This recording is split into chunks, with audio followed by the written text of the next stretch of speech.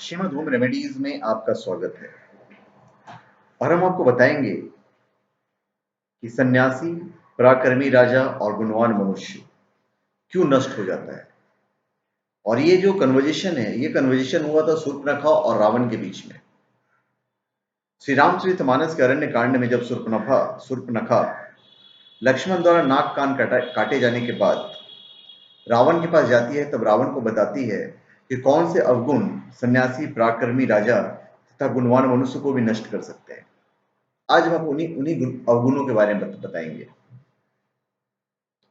शूर्पणखा रावण से कहती है कि विषयों के संग से सन्यासी, बुरी सलाह से राजा, मान से ज्ञान, मदिरा पान से लज्जा और नम्रता के बिना प्रीति और मद से गुणवान शीघ्र ही नष्ट हो जाते हैं। इस प्रकार की रीति मैंने सुनी है। उसने जिस तरीके से कहा तुलसीदास जी ने, वैसा है, संगते जति कुमंत्रते राजा, मानते ज्ञान पानते लाजा, प्रति प्रणय बिनु मद थे गुनी, ना सही बेग नीति अस सुनी। विषयों से सन्यासियों को दूर रहना चाहिए। हिंदू धर्म में साधु सन्यासियों को पूजनीय बताया गया है। ऐसा माना जाता है कि सन्यासी ईश्वर के निकट होते हैं।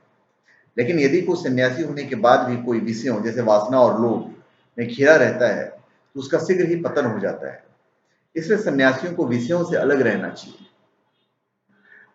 फिर जो राजा होते हैं, उन्हें गलत सलाह नहीं माननी चाहिए।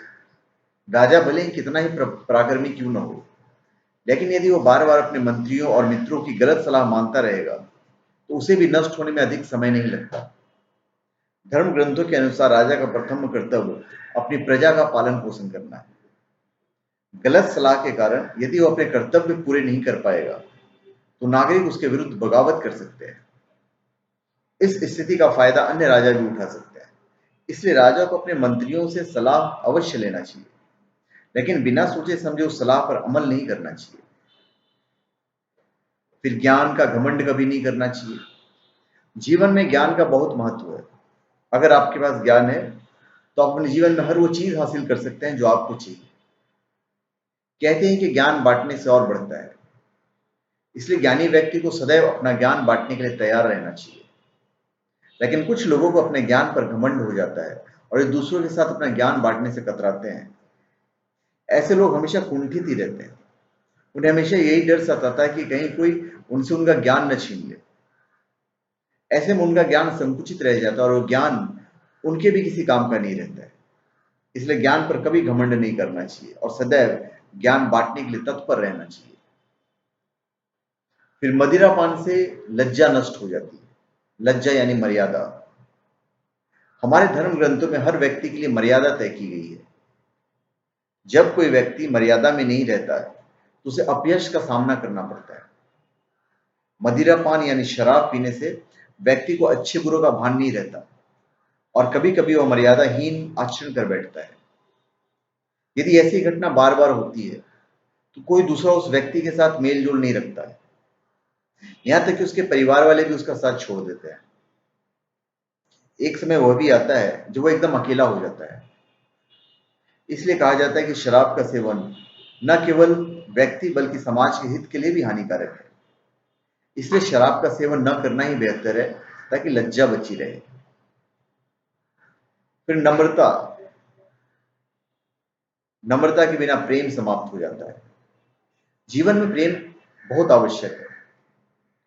प्रेम के बिना जीवन निरर्थक सा लगता है। प्रेम माता पिता से, पत्नी से या संतान से ही क्यों ना हो, लेकिन प्रेम व्यक्त करने के लिए हमें शब्दों का ही सहारा लेना पड़ता है। जो शब्द हमारे प्रेम को अभिव्यक्त करते हैं, वे बहुत ही शालीनता यानी नम्रता से बोले जाते हैं। इसके विपरीत, यदि आप किसी प्रेम करते हैं और आपके शब्दों में नम्रता नहीं है, तो आपका प्रेम नष्ट होने में अधिक समय नहीं लगता। इसलिए तुलसीदास जी ने लिखा है कि नम्रता न होने से प्रेम नष्ट हो जाता है। इसलिए हमें सदैव इस बात का ध्यान रखना चाहिए। फिर गुणवान व्यक्ति को अहंकार नहीं करना चाहिए। गुणवान व्यक्ति की ओर सभी लोग आकर्षित होते हैं और ये स्वाभाविक भी है। गुणवान व्यक्ति सभी के आकर्षण का केंद्र होता है। वह समाज में उन्हें आदर और सम्मान दिया जाता है। लेकिन जब किसी गुणवान व्यक्ति को उसके गुणों पर अहंकार हो जाता है तो शीघ्र ही नष्ट हो जाता है, क्योंकि अहंकार होने पर वो स्वयं को दूसरों से श्रेष्ठ समझने लगता है और यही अहंकार उसे विनाश की ओर ले जाता है। रावण में बहुत से गुण थे, लेकिन अहंकार के कारण उसका नाश हो गया। इसलिए गुणवान व्यक्ति को कभी अहंकार नहीं करना चाहिए। धन्यवाद।